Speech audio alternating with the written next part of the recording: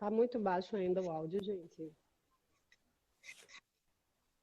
Oi, Oi, boa noite. Tudo bom, boa Clarice? noite. Tudo, como a gente tá diferente. Eu tô aqui congelando e você tá aí bem. Ai, Jesus, como eu queria. No calor. É. Deixa eu só ver se o pessoal me fala se tá melhor o meu áudio, tava baixo. Eu tô ouvindo tranquilo. Você tá ouvindo o Tá? meu também? Uhum. Super tranquilo o seu também. Tá, então vamos lá. É, Primeiro, eu queria que você se apresentasse e se apresenta e aí a gente começa as perguntas. Tá certo. Primeiramente, boa noite. Queria dizer que é um prazer estar participando dessa live hoje, estar aqui com vocês. Queria agradecer o convite de Clarice e parabenizar, né, por esse projeto maravilhoso que está tirando dúvida de um monte de gente e parabenizar de novo porque hoje está completando um mês, né? Justamente E hoje. Coisa boa. E meu nome é Karine Albino. Eu sou fisioterapeuta cardiopulmonar. Eu trabalho aqui em Recife, sou aqui de Recife. Sou formada pela Universidade Federal, fiz residência e mestrado no IMIP. Hoje em dia trabalho com reabilitação pulmonar no Hospital Otávio de Freitas, aqui do IMIP também, ou desculpa, aqui de Recife, e atendo em consultório particular. Essa parte também de reabilitação cardiopulmonar e também atendimento domiciliar, certo? E hoje a gente vai conversar um pouco sobre reabilitação pulmonar nos pacientes com fibrose cística. Então, nosso objetivo dessa conversa aqui é tirar as dúvidas das pessoas relacionadas a esse assunto que, opinião particular minha, ainda precisa ser bem discutida, bem difundida. Também concordo com isso. Aproveitando para mandar beijo para a Lívia, que está vendo a gente, apareceu aí. Prof, foi minha professora, né? Então, e é uma querida. Então, vamos lá. Para começar, tem uma pergunta que é muito boa, até porque para pontuar o que é um e o que é o outro, que é qual é a diferença entre fisioterapia respiratória e a reabilitação cardiopulmonar. Certo, ótimo. Na verdade, é uma dúvida muito constante. A maioria dos pacientes, inclusive, chegam dizendo que estão precisando, né, ou foi encaminhado para fazer fisioterapia respiratória, e na verdade eles têm a indicação de fazer a reabilitação pulmonar. Para diferenciar os dois, eu gosto mais de exemplificar. Então, vamos contextualizar para ficar mais claro. Pensando num paciente com fibrose cística, que ele cansa aos pequenos esforços, que ele cansa quando vai fazer suas atividades de trabalho, suas atividades de vida diária, quando tem que andar de um estacionamento até o seu trabalho, quando tem que brincar com o seu filho. Então, pensando tudo nisso, contextualizando, esse paciente é um paciente que ele vai sentir falta de ar e ele vai ter uma baixa tolerância ao esforço. Então, esse é o perfil de paciente. E aí, como a reabilitação pulmonar consegue ajudar esse paciente? Ela vai, através de exercícios aeróbios, que são exercícios para aumentar a resistência, ou seja, para aumentar essa tolerância ao esforço, e também através de exercício resistido, que são aqueles exercícios de peso, que a gente vai aumentar a força. Então, assim, o que é a reabilitação pulmonar? Respondendo agora. É uma terapia, vamos dizer assim, que ela vai utilizar o exercício aeróbio para ganho de resistência e o exercício resistido para melhorar a tolerância ao esforço desses pacientes e, consequentemente, qualidade de vida para que ele tenha suas atividades bem próximas ao normal, certo? Isso.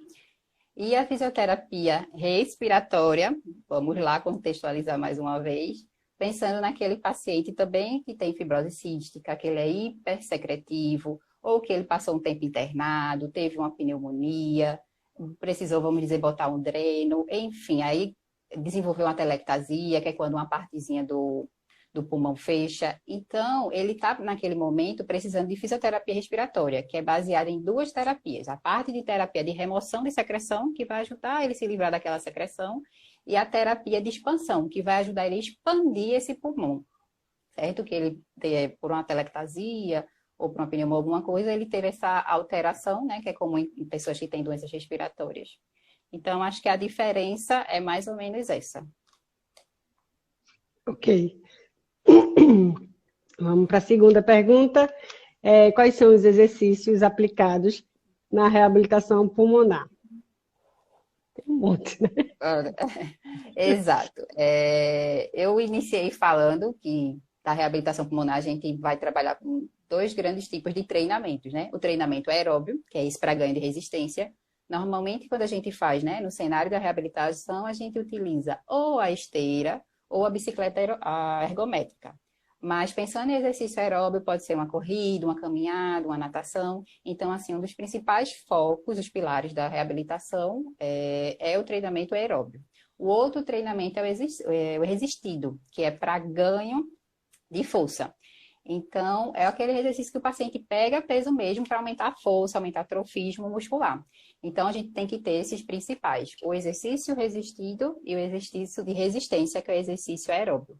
Aí, associado a esses, tem outros exercícios, como o treinamento muscular inspiratório, que é um treinamento específico para a musculatura respiratória. Também tem outras terapias que a gente chama, que vão ajudar a potencializar os resultados dos exercícios físicos, né? Que pode ser uma ventilação não invasiva, a VNI, aquele que a gente usa máscara, que vai receber uma pressão, ajuda a potencializar e o paciente tem uma melhor tolerância na esteira, por exemplo. A própria oxigenoterapia também é um tipo de terapia adjuvante, são outros artifícios, vamos dizer assim, que vai ajudar o paciente a ter um melhor desempenho no exercício, principalmente no aeróbio.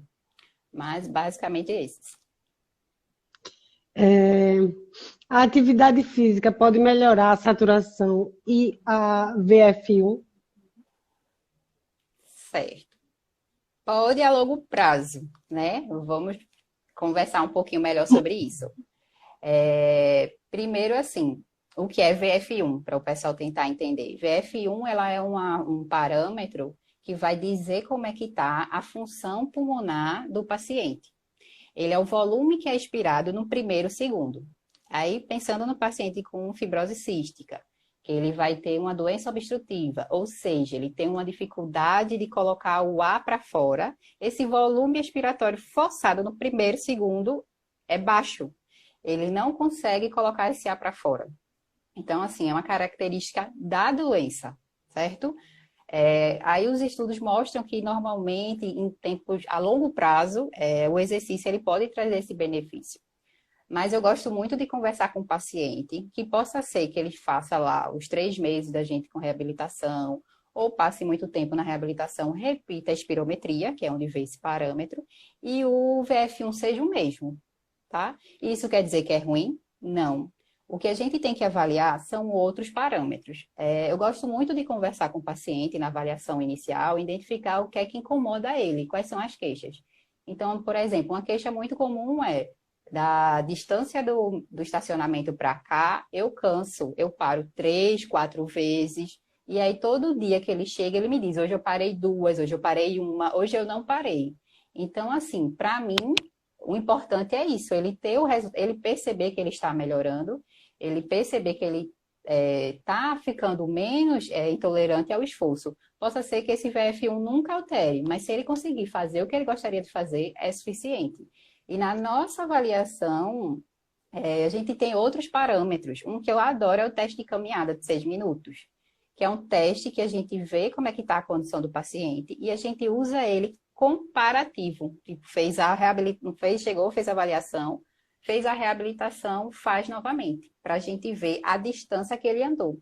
E nesse teste, é um teste que precisaria de mais tempo para explicar, mas tentando simplificar, o que é importante para a gente é a distância que ele fez nesses 6 minutos e se ele apresenta dessaturação ou não, que é quando o nível de oxigênio ele baixa no sangue. Então, muitas vezes é isso, ele nunca vai alterar esse VF1, vai ficar sempre muito parecido, mas quando vai ver, a distância que ele percorreu no teste de caminhada aumentou clinicamente, essa diferença foi clinicamente importante. Então, isso é suficiente e mais do que tudo o relato do paciente, que ele não conseguia colocar um lixo lá fora, hoje em dia consegue. Então, esses a gente tem que prestar atenção assim, no que é que realmente o exercício ele vai conseguir transformar. Às vezes a gente se apega a alguns parâmetros que não vão modificar. E aí a gente fica triste, minha função pulmonar não melhorou. tá, por esse parâmetro não melhorou, mas você consegue fazer coisas que você não conseguia e era seu objetivo quando você iniciou tudo, né? É Eu, bem. essa questão da espirometria é uma coisa que, na minha cabeça, não, tipo, a minha espirometria, a última que eu fiz é 19%, só que eu faço coisas que muita gente não faz, tipo, que pessoas que têm uma VF1 maior no exame. Então, assim, essa questão da espirometria, realmente, para mim, eu sou muito guiada pelo. A minha reabilitação está muito boa, porque eu estou fazendo tudo, eu não canso, enfim, é justamente isso. Queria aproveitar para mandar um beijo para a Aninha. Aninha tá. Eita, As professoras da gente estão tudo aí, babando a gente. E verdade, vou mandar um beijo também. Karine, nem se preocupe, que as pessoas que estão assistindo têm fibrose cística e sabem exatamente o que é um teste de caminhada, sabe o que é. Então, Pronto. Se eu falar muito termos técnicos, você me puxa, certo? Mas tranquilo, sabe mais do que eu, eles, né? Com certeza. olha, paciente de fibrose cística é um mini físio, é um É, mini médico, porque tudo. Paciente, mãe, pai de paciente, acompanhante, sabe demais. vamos para a próxima. Quais os melhores exercícios para uma boa reabilitação? Então, eu acho que eu respondi um pouco já, né, na pergunta anterior. Então, eu queria só reforçar que, assim, vão ter pacientes que têm a indicação de passar um período fazendo a reabilitação e depois que ele atingir aquilo que a gente traçou como meta, como objetivo deles, o ideal é que eles continuem fazendo uma atividade física, um exercício físico, na verdade, que eles gostem. Então, faz o período da reabilitação com a gente e depois a gente vai conversar. O que é que você gosta de fazer?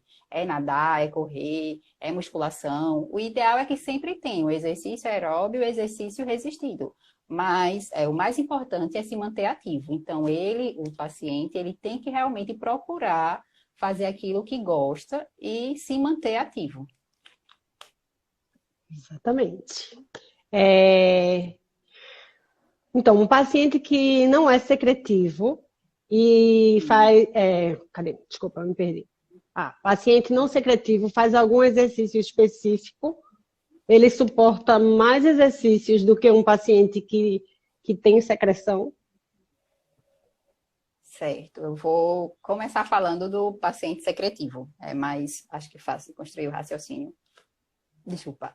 O paciente secretivo, o que é que acontece? O indicado é que ele faça a terapia de desobstrução antes da reabilitação.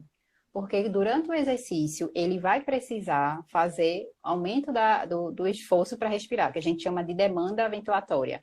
Ele vai, a partir do momento que ele passa, né, para lá do repouso, faz a transição para o exercício, ele vai cada vez mais precisar respirar fundo cada vez mais, e aí isso mobiliza a secreção, porque a partir do momento que a gente está respirando fundo, a gente está variando o fluxo, o volume, e essas são a fisiologia das técnicas para a remoção de secreção.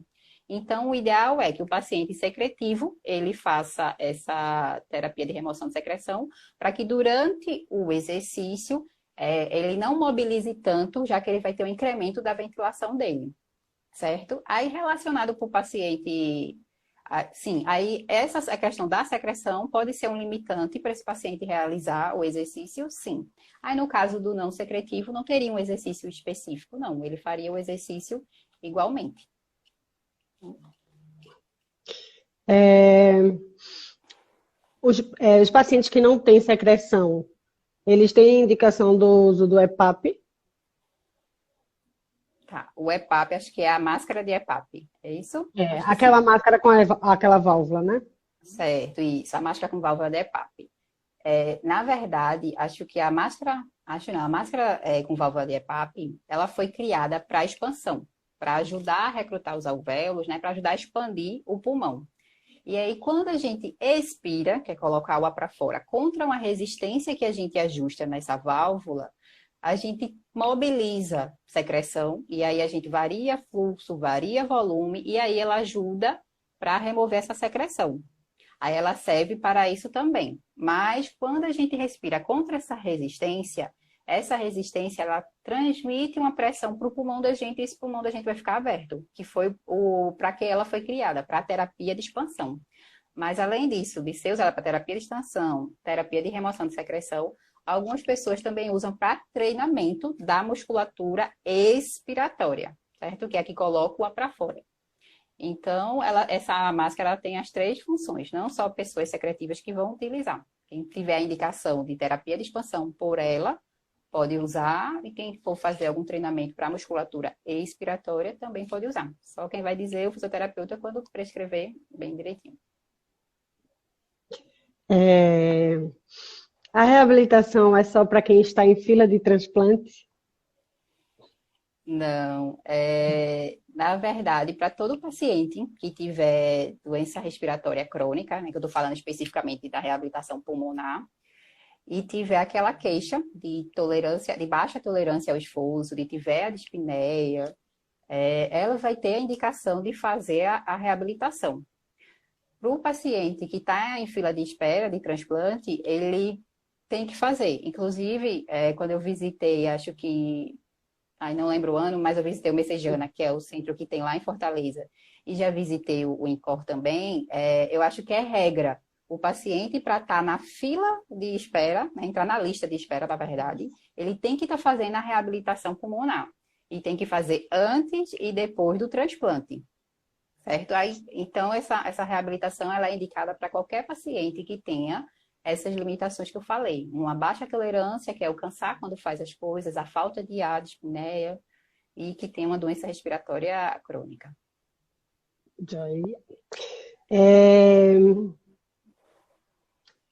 Até quanto a frequência cardíaca pode chegar com segurança durante o exercício? Certo. Para responder essa pergunta, o ideal é que a pessoa, o paciente, ele faça um teste específico, que é o teste ergospirométrico, que é preciso ser realizado com um médico. E nesse teste, ele é o padrão ouro, é o melhor teste para poder prescrever exercício.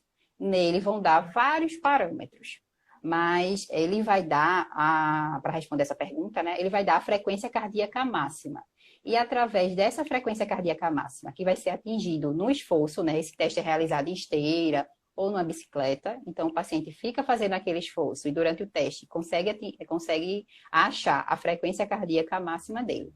Aí, achando essa frequência cardíaca máxima nesse teste, o que acontece? A gente trabalha com a frequência de treinamento. Por exemplo, a gente vai trabalhar de 60% a 80% dessa frequência cardíaca máxima.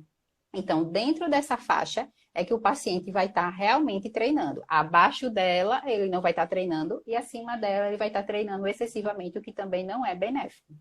Então, assim, o ideal é que o paciente faça um teste ergospirométrico para poder saber qual é a frequência de treino dele, qual é a frequência máxima. Mas, assim, infelizmente, não é um exame que é tão acessível que todo mundo faça. E tem outras maneiras de a gente tentar ver essa frequência e outros parâmetros para poder controlar o treino, né? Tem fórmulas para a gente achar uma frequência cardíaca máxima, que vai de acordo com a idade. E aí tem outra fórmula que a gente coloca para poder achar esse intervalo de treinamento. Ela não é específica daquele paciente, porque ela leva em consideração apenas a idade. Fica uma coisa bem geral, mas para quem não tem um teste, já serve de parâmetros, certo? E se a gente pensar em paciente que tem a fibrose cística, ele vai ter uma limitação ventilatória mais importante do que uma limitação cardiovascular e periférica. Então, ele possivelmente ele não vai nem chegar até essa frequência cardíaca máxima dele. Ele vai ser limitado pelos sintomas. O que é o sintoma? Ele vai poder começar a tossir, a ter falta de ar. E isso é que vai impedir dele progredir o treino. Então, assim, quando tentar treinar, a gente tem que tentar pensar nesses sintomas, né? Se não tiver essa questão da frequência cardíaca, e a escala de Borg, que é uma escala que é em relação à percepção de esforço, que ela fala tanto da parte respiratória quanto da parte de fadiga, que a gente fala o cansaço respiratório e o cansaço das pernas. E aí é uma escalinha, né? Acho que vocês conhecem bem também. E Uhum. aí dentro dessa escala a gente estabelece o ideal de treino. Tem que treinar entre aquela determinada faixa. Tem 3 e 4 ali 5, certo? Tá bom, vamos para a próxima. Então, um relato. Meu batimento cardíaco normal fica em torno de 110 a 120 em repouso. Quando eu faço exercício, sobe para 145, 150. A pergunta é se eu posso continuar fazendo o exercício, se minha saturação não cair, não baixar, ou eu devo dar um intervalo para esse batimento diminuir, para eu poder fazer, depois que ele acalmar, fazer uma próxima série. Certo. Assim, eu não conheço o paciente, não sei a idade. De início, até a frequência cardíaca de repouso parece ser alta, né? De 110 a 120. E aí, assim, ela aumentou acho que uns 20 pontos. Dentro do exercício, isso Deixa é eu aceitável. complementar, para tu tentar Complemente. ter uma noção de...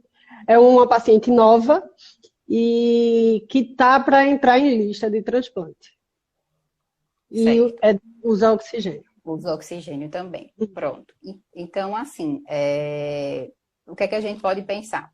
Que algumas outras coisas também podem influenciar nessa frequência cardíaca dela, basal, inclusive, medicação que usa, se tem alguma alteração cardiovascular também. Então, eu acho que para melhor responder, o ideal seria que ela procurasse um cardiologista para ver essa questão da frequência cardíaca dela, para ver se está tudo ok. Em relação ao treino dela, essa variação, começando do basal, tá ok, tá aceitável. O que vai limitar ela, principalmente, é a questão da falta de ar ou da dessaturação. Então, se tá, o ideal, primeiro, cardiologista, né, que aí ele vai poder avaliar e realmente ver se essa tá adequada para ela, se outras coisas estão influenciando. E aí, pensando nisso, uma das principais coisas para ela se preocupar é principalmente a dessaturação e qualquer sintoma que ela tenha da parte respiratória. É, existe a possibilidade de uma pessoa que usa oxigênio conseguir deixar de usar ou passar a usar por menos tempo? Existe. Existe sim. O exercício, deixa eu ver só como é que eu explico. Ele vai ajudar nessa parte da oxigenação. Por exemplo, vamos dizer, o paciente ele já é hipoxêmico, ou seja, o oxigênio dele do sangue é baixo. E aí, o que acontece? Quando ele vai fazer o exercício, esse oxigênio vai baixar mais um pouco. Por quê? Se a gente pensar, tem vários sistemas no organismo que estão trabalhando naquele momento, mas vamos pensar no sistema muscular e no sistema respiratório, tá? E aí, o sistema muscular, para se movimentar, ele precisa do oxigênio. Então, vamos dizer, ele está lá paradinho em repouso, quando ele vai se movimentar, aquele músculo precisa, vai aumentar o consumo de oxigênio dele, para ele poder se movimentar. E aí, o pulmão, ele vai ter que captar mais oxigênio para poder levar para esse músculo, né? Através do sangue e tal, chegar lá nesse músculo. E aí, o que acontece? Esse músculo ele precisa muito oxigênio porque ele está destreinado. E aí, para ele sair do repouso para o esforço, é muito gasto. Por isso que ele pega muito oxigênio. A partir do momento que esse indivíduo, esse paciente, ele começa a treinar, melhora esse condicionamento físico dele, ele vai ter uma melhora do músculo dele, ele vai melhorar a qualidade muscular, ele vai melhorar tudo. Então, consequentemente, esse músculo, ele vai consumir menos oxigênio. Então, esse paciente que dessaturava muito, quando fazia um esforço, ele vai dessaturar cada vez menos. Então, assim, se o motivo que ele está utilizando o oxigênio for principalmente quando ele faz o esforço, né, que está desaturando, quando a gente condiciona a parte muscular, o organismo quando todo, ele vai consumir menos oxigênio e aí ele pode estar no momento que ele está começando a usar oxigênio, começou a reabilitação, ele pode não deixar de usar o oxigênio ou simplesmente usar quando for fazer esforço, certo? Ou, dependendo do paciente, ele pode parar de usar também, se for bem no comecinho mesmo, se ele associar a reabilitação. Pode falar.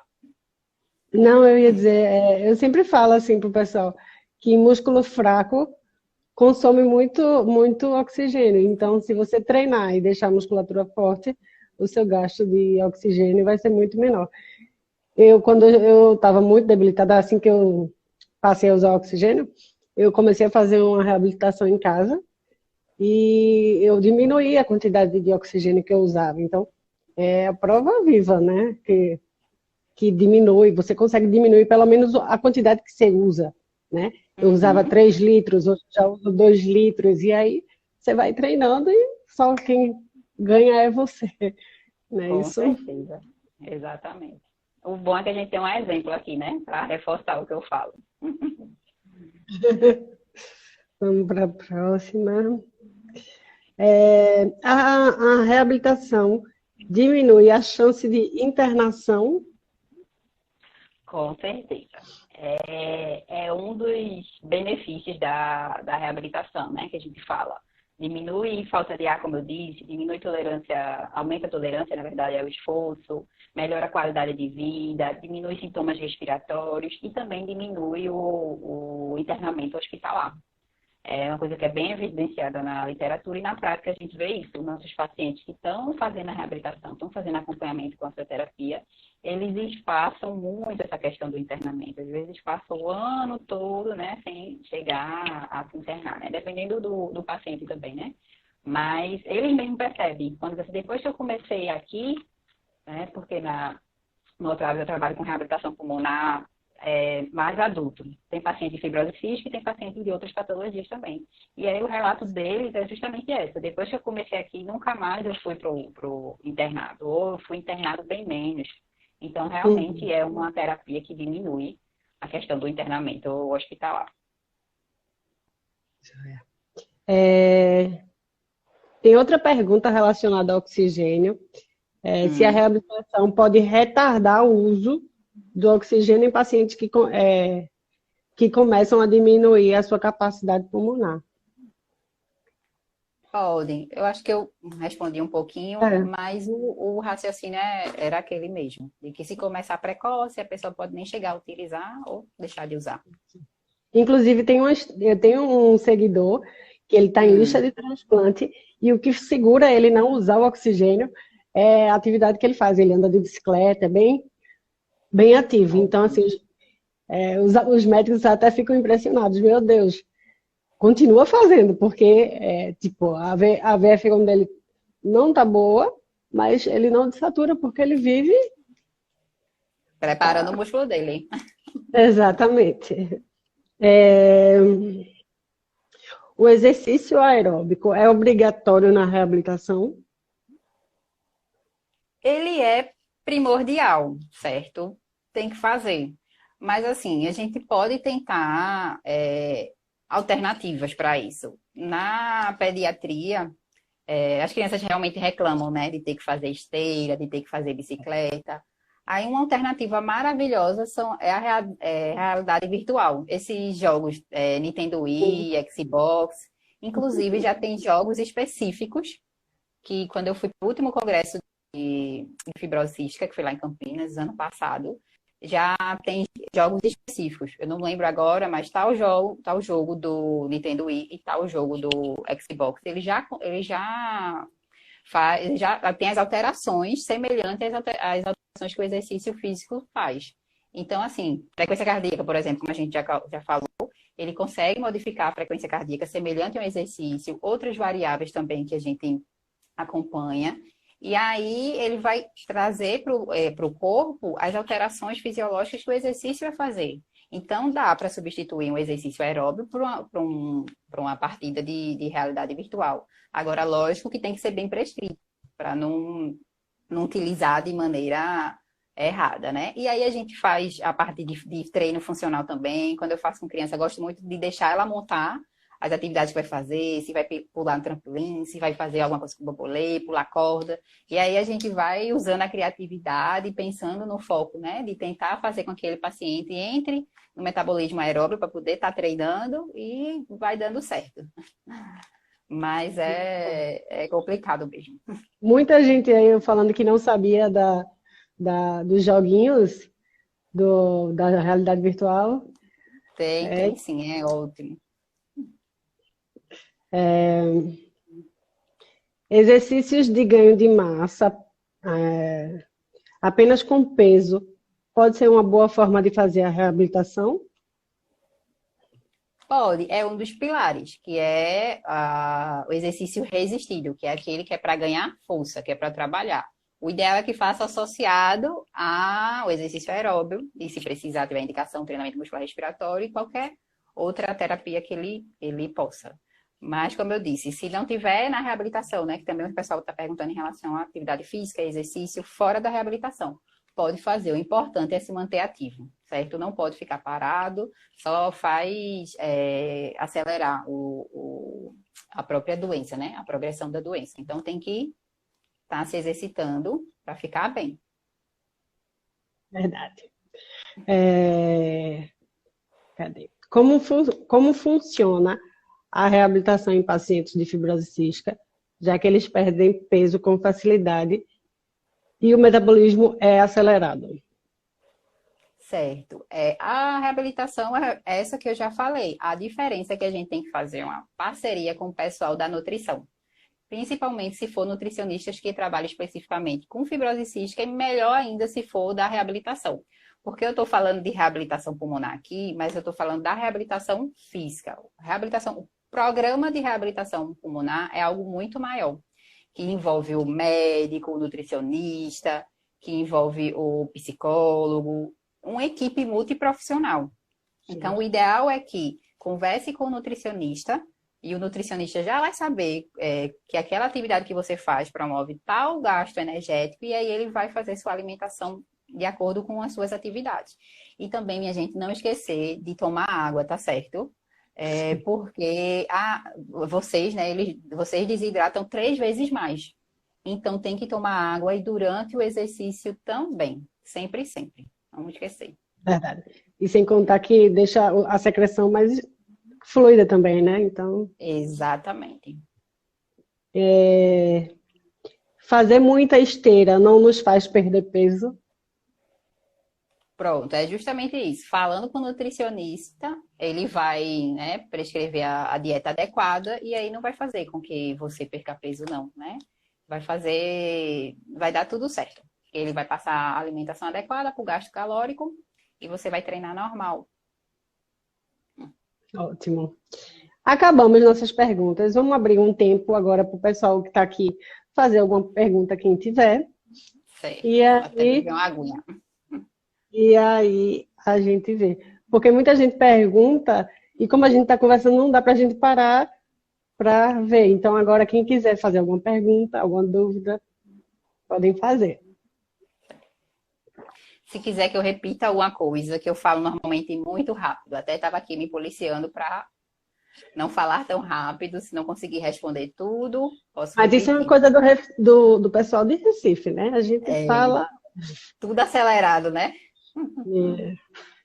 Eu queria dizer que esse tema é um tema que eu amo falar.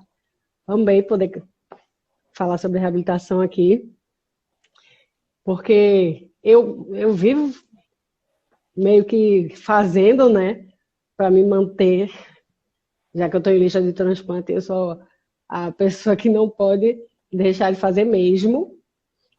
E é muito bom falar sobre isso. Deixa eu ver se alguém falou aqui alguma coisa. Opa, Ai, eu tá sou muito... passando. Eu sou muito péssima de ver as perguntas. Então, se tu ver, eu não sei mexer Ai, muito meu nesse... Deus. Tá, eu vi que passou, também sou nova aqui. Não Vamos consigo lá, desenrolar muito, não. cadê? É normal, após uma atividade pesada, não sentir fome? Bem, acho que quem poderia responder melhor essa pergunta seria o nutricionista. O esperado é que, até independente da fibrose cística de qualquer coisa, sinta fome, porque tem um gasto energético que a pessoa tem, né? Então a gente vai consumir todos os substratos e sinta fome. O que talvez influencie isso deve ser a alimentação que faz anteriormente. Mas aí, como já não é na minha área, né? Aí realmente eu passo a pergunta pro especialista. Em tempo de quarentena, devemos manter as consultas em casa. Guido tá com saudade. Flavinha. Ai, é Flávia, mãe, meu paciente. Beijo, Flávia, Guido, Marcela, todo mundo. Gael, irmãozinho dele. Sim. Então, foi um período bem atípico, né? Assim, a pandemia chegou e assustou todo mundo. E aí, como os pacientes de fibrose cística são pacientes de risco, de início a ideia foi exatamente ficar todo mundo isolado. Uhum.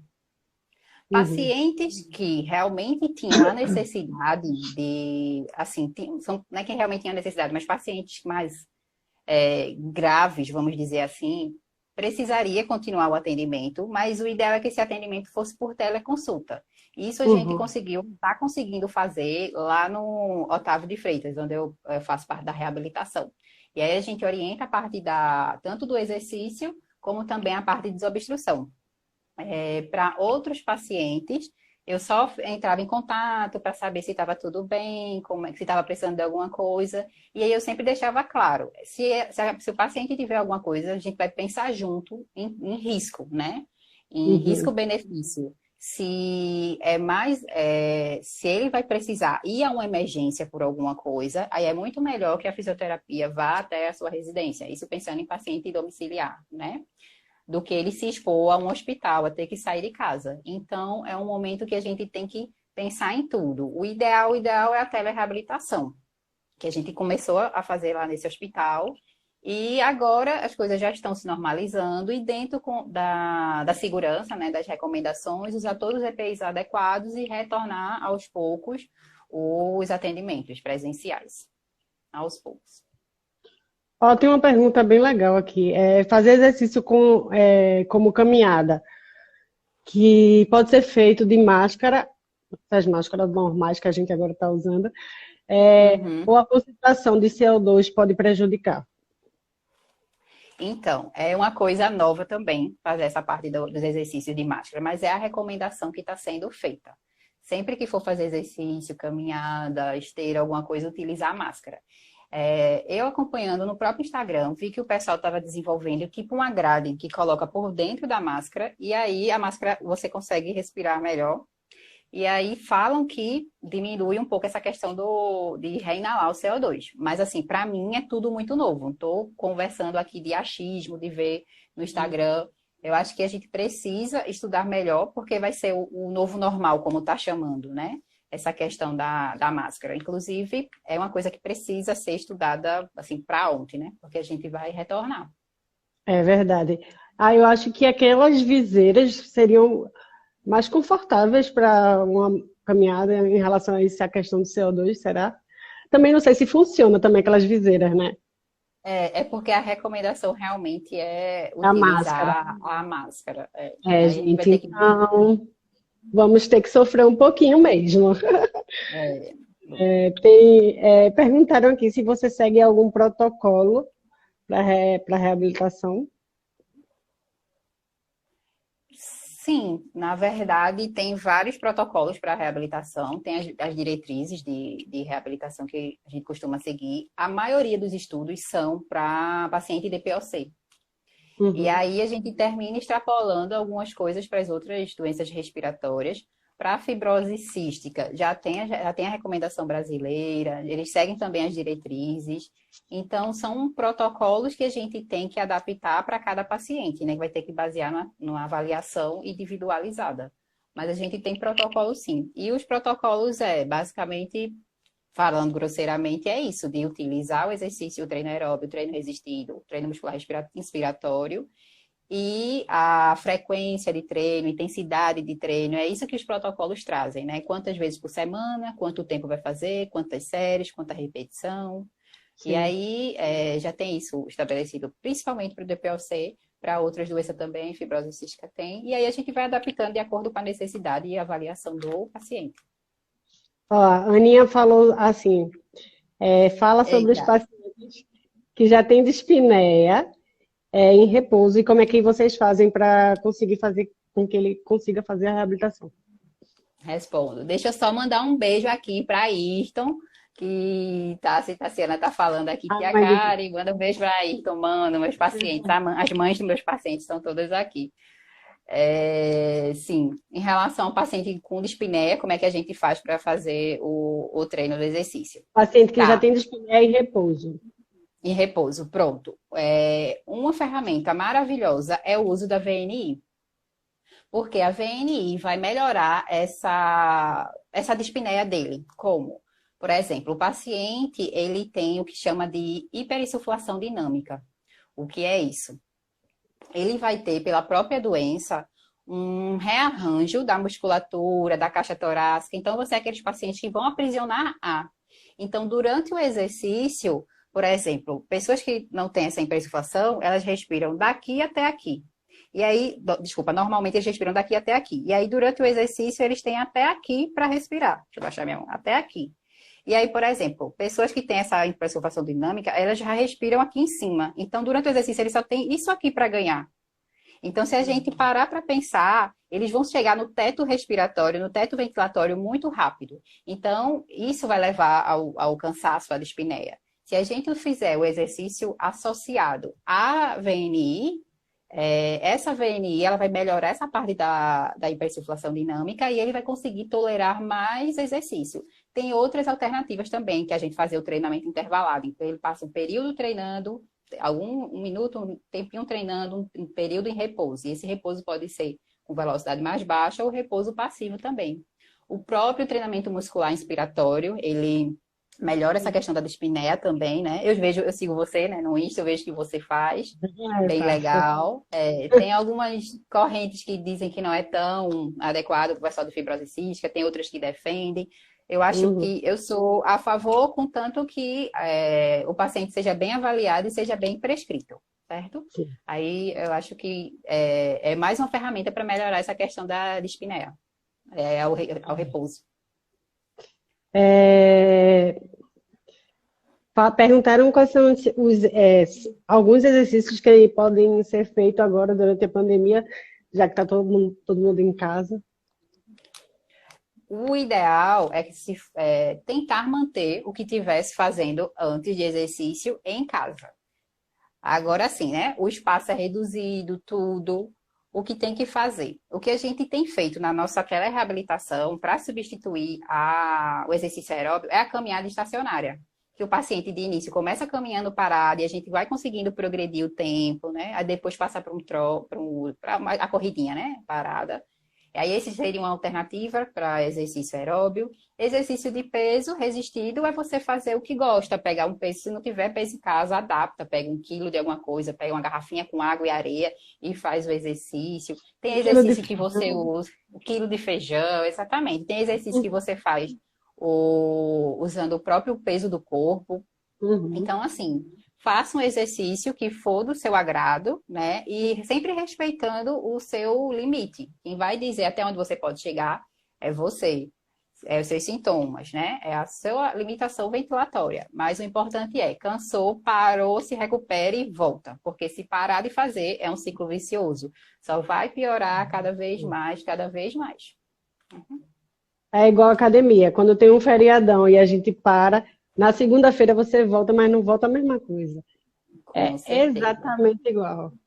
E para começar também, né? A gente fica dizendo, eu vou começar. Ave Maria, é muito chato começar. Vixe, quando a gente começa, cansa demais. Meu Deus do céu, a academia a gente volta toda doída. Aí é a mesma coisa. Quando a gente começa a reabilitação, a gente começa, que chato, que chato. Mas depois, quando a gente começa a ver os resultados, a gente quer mais e mais e mais, porque aí a gente fica bem, enfim. Acho que a gente tem que começar mesmo. Então, E assim... Pode falar. Não, eu ia dizer que era isso mesmo, assim, que tem que fazer, porque quem percebe o benefício são vocês, assim. Exatamente. E aí o relato de vocês, dos pacientes, é maravilhoso. Só eles percebem. A maioria, assim, se eu soubesse que tinha essa reabilitação antes aqui, né? Os próprios pacientes, os adultos, adolescentes falam isso, os pais dos pacientes que são crianças ainda, se eu soubesse que existia isso.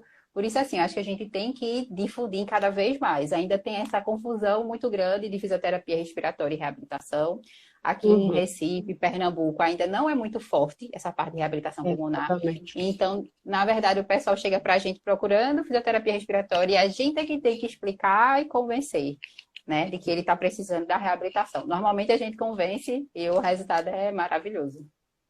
Graças a Mas Deus, que vocês encaminham, né? Porque realmente Recife é bem carente em relação a isso, em relação a centro que tem a reabilitação pulmonar, enfim.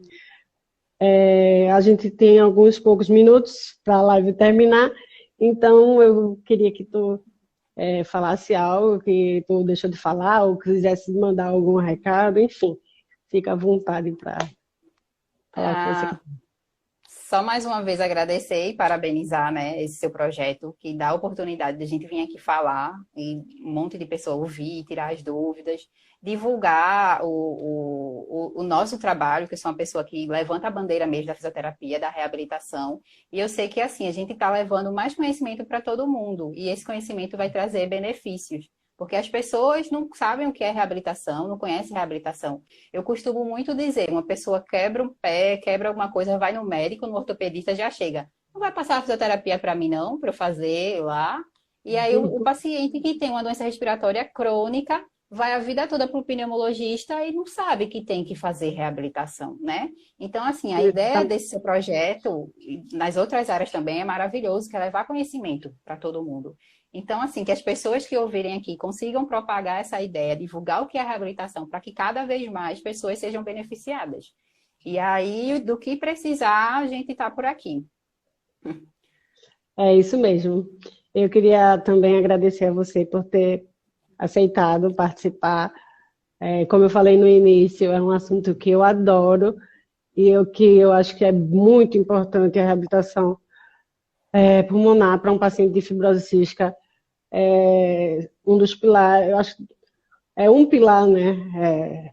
É a fisioterapia e a reabilitação, é a nutrição, a medicação, mas eu acho que a reabilitação é uma coisa muito forte para a gente, que muitos pacientes ainda não, como você falou, não tem esse estalo, não se liga, não tem informação. E, então eu queria também agradecer por você estar aqui falando para a gente e pela aula que você deu, porque foi uma aula. Eu estou muito feliz por ter encontrado você. Na verdade, a Aninha me fez encontrar você. Então, muito obrigada. Muito obrigada, Aninha, também. Eu amei sua participação aqui, de Que verdade. bom. Muito obrigada. Não sei se tem alguns minutinhos ainda para eu mandar beijo. Agora eu comecei a ver, tem Tem. um monte de gente conhecida aqui, né? Queria mandar Pode beijo mandar para a beijo. Aninha, queria mandar beijo para o pessoal que trabalha comigo no consultório, Lívia, para o pessoal do Otávio, da reabilitação, vi Matheus falando, para a mãe dos meus pacientes, para os pacientes, para todo mundo. Tem minha família aqui também, que eu acho que está o tempo todo me Ah, chamando de linda. Beijo, família. Então, é isso, muita gente assim. querida.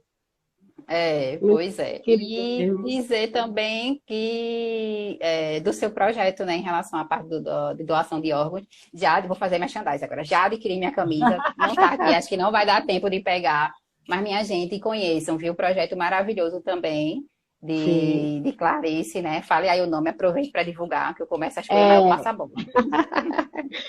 o Ziclareia, é uma marca que eu lancei aqui, que eu faço camisetas para doação de órgão e todas as camisetas do Ziclareia que a gente vende, 10% do valor da camiseta é doado para o pessoal da APAF, que é a Associação Pernambucana de Amparo ao Fibrocístico.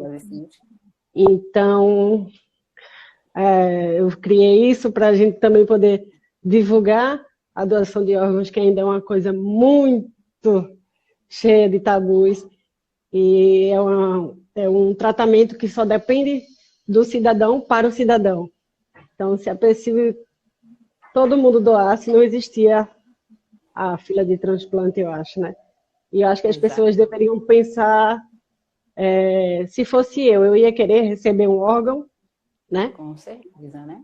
Uhum. Então, esse projeto é para aumentar essa divulgação, a conscientização e para ajudar também a PAF, que é da minha terra, é a minha associação, né? Eu tenho fibrose cística, eu tenho muitos planos para quando eu voltar para Recife.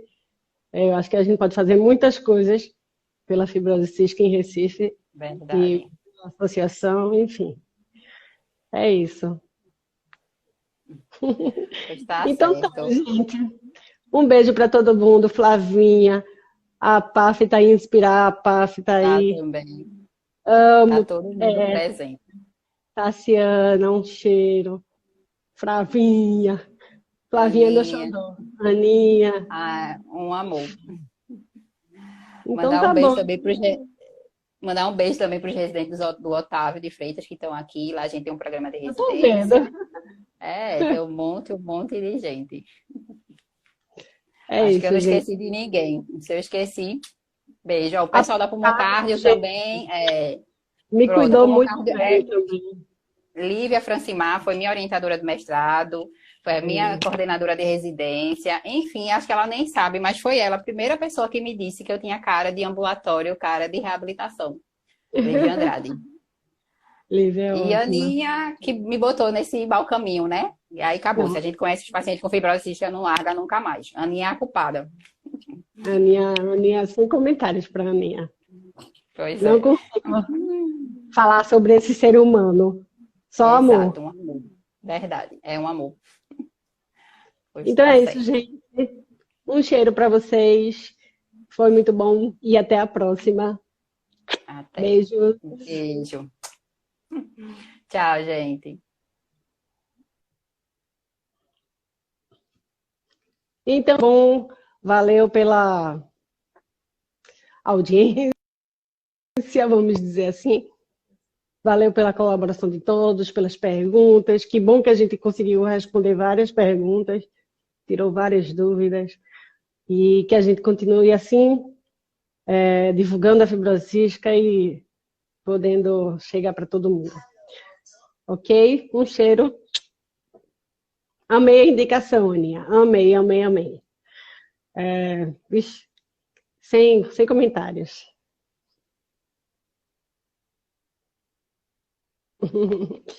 Então tá bom, gente. Um cheirão. Até a próxima.